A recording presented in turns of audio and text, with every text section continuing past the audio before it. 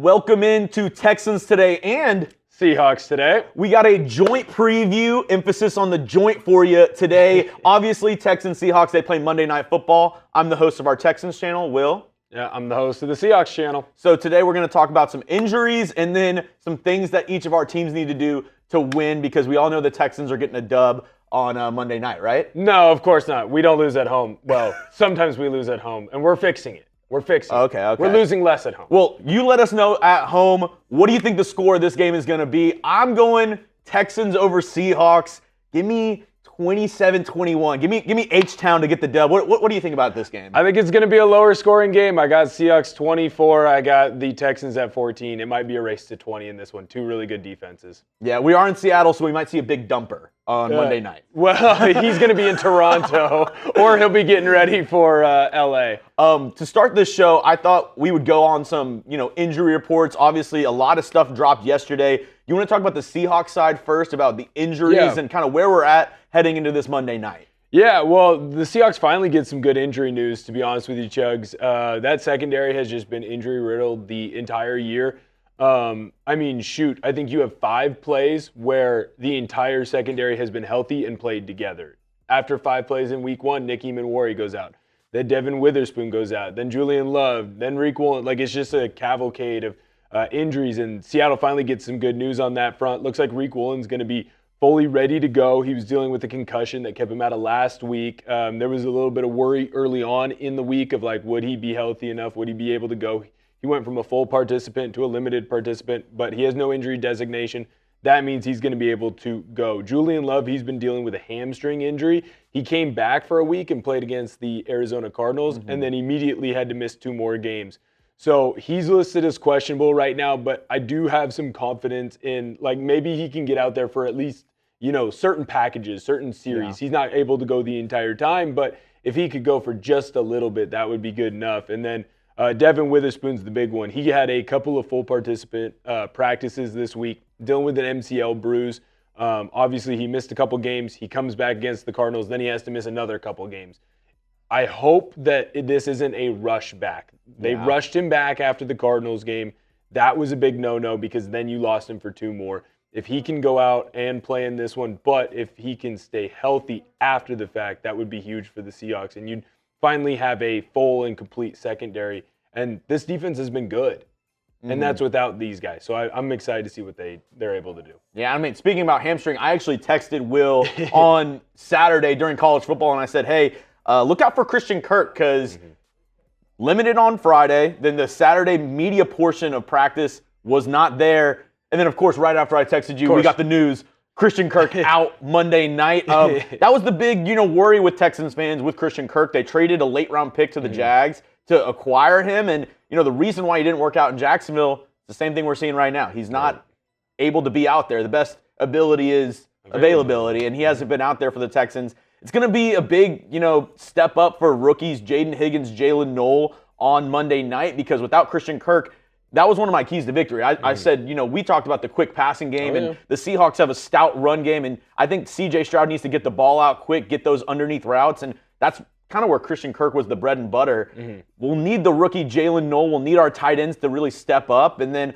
on the defensive side, a couple of guys coming back for the Texans possibly. I thought it was going to be more likely that we saw Danico Autry, the defensive lineman, return in this game, but reports from Aaron Wilson are saying that the rookie Jarran Reed, the safety, he's more likely to play up against the Seahawks on Monday night. So we'll see that. One of my big worries on the defense was actually M.J. Stewart. He's the one who kind of filled in for C.J. Gardner-Johnson, and he's played well, but easy to say you played well when you play the Titans and then the Ravens with Cooper Rush. So it's going to be a tough matchup. The Texans, mostly healthy without Christian Kirk. That's kind of the one big kind of sticking point on the Texans injury report. But I still think the Texans predominantly healthy. I want to see what they look like, especially against this Seahawks run defense. And then if C.J. Stroud can pick it up against the Seattle secondary, the past 2 games, the Seahawks have allowed more than 650 passing yards through those 2 games. And I'd like to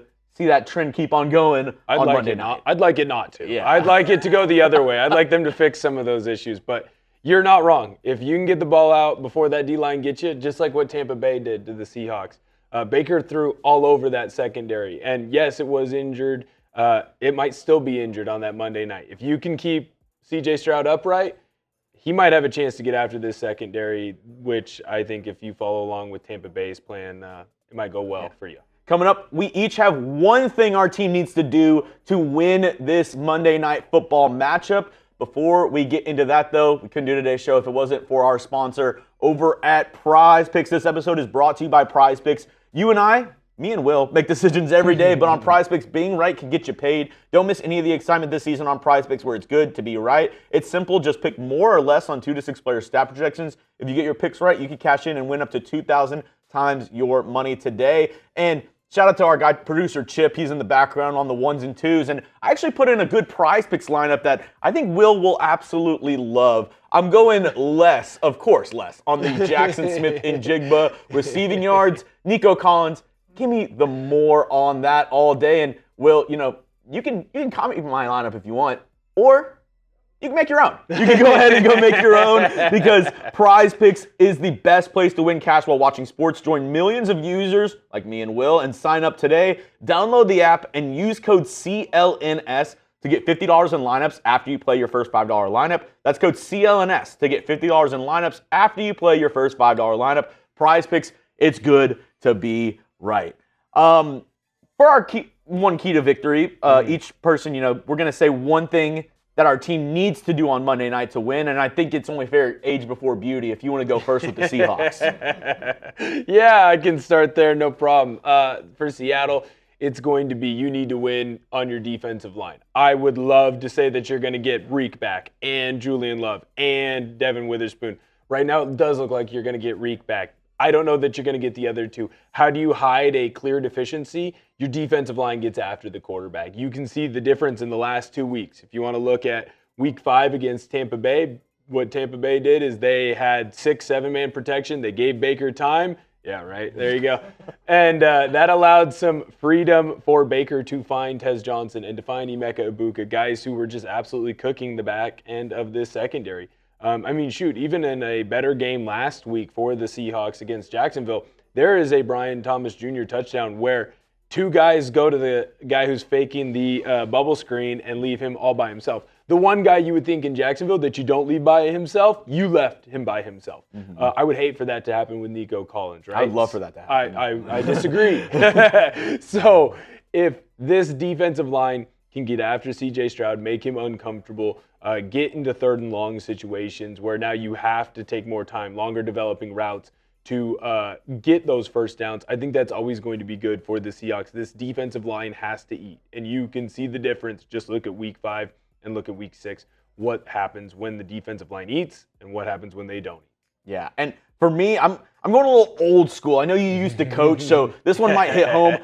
I think the Texans got to control the time of possession. Yeah. I think we got to, help out our defense. The Texans, Seahawks, they both have pretty good defenses. Yeah. I think the Texans have a little bit of an edge on the defensive side, and keeping them fresh, keeping them off the field to where you can go Will Anderson Jr., Danielle Hunter, balls to the wall every play. Mm-hmm. You can only do that if your offense is kind of giving them some time on the sideline, if the offense is moving the ball down the field. And that's why I said the quick passing game is going to be key, because the Seahawks, number 2 in the NFL right now, only allowing 79 rush yards per game. I'd love to say, establish it with Nick Chubb, establish the running game with Woody Marks. I don't know if that's going to be as easy as we think. I think the Texans' offensive line, they've played a little bit better each and every single week this year, but the Seahawks defensive front, that's going to be a different beast. Mm-hmm. So I think getting the ball out quick and controlling the time of possession, we can't have 3 and outs on this Texans offense. You have to at least move the ball, be able to, even if you don't score, be able to pin the Seahawks offense deep. Make them go 90 yards. Make them go 80 yards to score a touchdown. Because then that'll give you a fighting chance in this game, especially with this Texans defense and how well, they've been playing the past couple weeks. I think you really got to, limit the short fields for this Seahawks offense. Obviously, we all know the stat on turnovers. Teams who win the turnover battle, they usually win the game. Right. But along with that, you got to make sure that you're setting up your defense for success. And, hopefully in some of those instances, if you pin them deep, then retroactively you'll get better field position if your defense is able to keep them, inside their own 20-yard line. So I think that's going to be a big key for this Texans offense. Look out for the time of possession and obviously keeping C.J. Stroud upright against this amazing Seahawks front seven who's absolutely been killing quarterbacks every time they get to him. Yeah, well, Brendan Yoder wants to call it the death zone, along with a couple other fans. I don't know if I'm quite ready to go there yet, but it does feel a little 2012-y in Seattle. The defense is getting rocking and rolling. Just got to get the offense in the rushing game going as well. But I'm excited for this matchup. I do think that – I know Houston started a little slow. I do think these are two playoff teams this year. Yeah. Make sure you tune in. We'll actually both be live on our respective channels. Me on Texans Today, Will on Seahawks Today. We'll be live an hour before kickoff. It's a late kick for us Houstonians. It's 9 o'clock Central Time. East Coast, 10 o'clock. I mean, absolutely brutal. But we'll both be live an hour before kickoff, so make sure you stay tuned. Tune in. I know, Will, you got a lot of fun stuff prepared for Monday night. Oh, yeah. We got all kinds of goodies given away. You're not going to want to miss out on that. And if the Mariners are playing, maybe you'll get a baseball play-by-play as well. Ooh, there we go.